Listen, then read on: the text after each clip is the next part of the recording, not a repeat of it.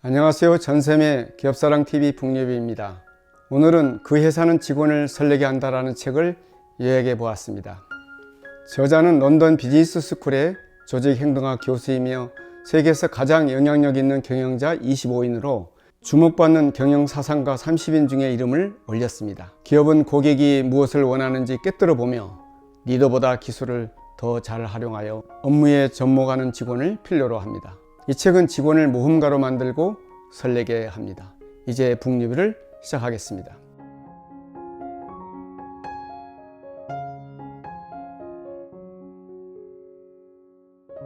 실제 사례로 톰이라는 직원은 대학을 졸업한 후 대행 회계사무소들의 웹사이트 디자인 관리 업무 등을 시작했습니다. 상사가 실험적 시도에는 시간도 인내심도 할애하지 않는다는 걸 알게 되었습니다.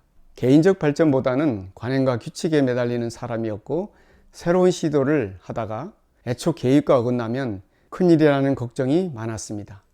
성장할 여지가 거의 없었던 것입니다. 톰은 당장 포기하지는 않았습니다. 낙관적 태도로 일부 프로세스를 개선하고 나름의 개성을 디자인에 접목했습니다. 하지만 역시나 상사는 그런 아이디어를 도입하지 못했습니다. 톰은 마음을 닫아버리기 시작했습니다. 맡은 일을 성실히 해냈지만 짜인 각본에 따라 움직일 수밖에 없었기 때문입니다. 결국 톰은 다른 곳에서 만족을 찾기로 하고 틈틈이 외부의 웹사이트 관리 프로젝트에 지원해 자신이 원하는 업무를 하며 프리랜서로 일하게 되었습니다. 톰의 이야기를 살펴보면 리더는 유능한 직원을 다룰 줄 모르고 오히려 인재를 놓쳐버린 것입니다. 그렇다면 직원을 놓치지 않고 설레게 하는 탐색 시스템은 어떻게 만들어내야 할까요? 많은 조직이 직원들의 두뇌에서 탐색 시스템이라는 부분을 억누르고 있습니다. 탐색 시스템은 세계를 탐험하고 환경을 학습하고 주변에서 의미를 추출하는 자연스러운 충동을 만듭니다. 탐험, 실험, 학습은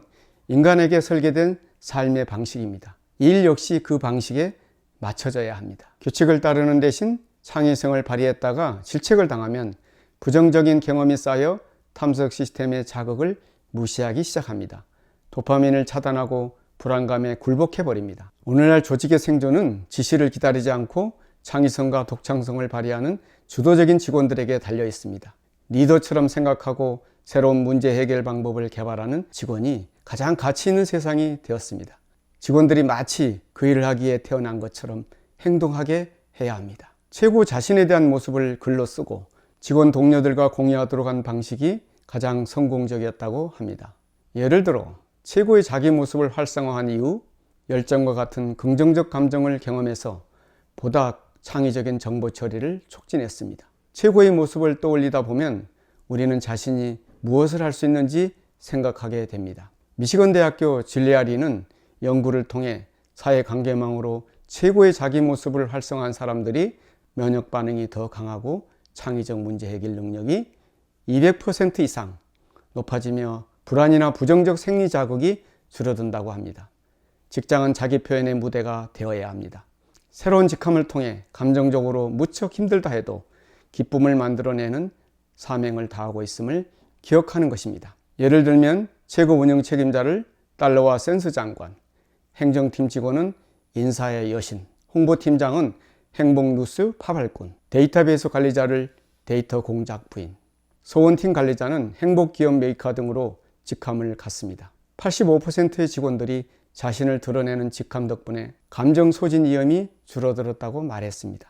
상황이 안 좋을수록 노력과 실험이 중요합니다. 마음가짐과 행동을 바꾸려 한다면 부정적 감정을 줄이고 새로운 것을 실험하여 새로운 행동을 학습하도록 해야 합니다. 다시 말해 틀 안에서 일정한 자유를 부여해야 하는 겁니다. 호기심은 강력한 감정입니다. 팀 구성원 모두가 호기심에 차 있다면 기존의 간섭이나 소극적 태도에서 벗어나 새로운 방향으로 협력할 수 있습니다. 섬김의 리더십이 탐색 시스템에 불을 붙입니다. 사람들이 실적 평가나 보상 처벌로는 움직이지 않습니다. 반면에 숭고한 목표, 감정적 유대, 새로운 실험, 설레를 통한 리더십으로 훨씬 더 큰 움직임을 만들어냅니다. 리더의 겸손함은 인재를 찾는 새로운 전쟁에서 핵심적인 도구입니다. 환경을 개선하기 위한 새로운 방법 탐색에 물질적, 정서적 지원을 아끼지 않는 리더 아래서 최고의 자기 모습을 보이게 될 것입니다. 리더는 직원들이 의미를 찾을 수 있도록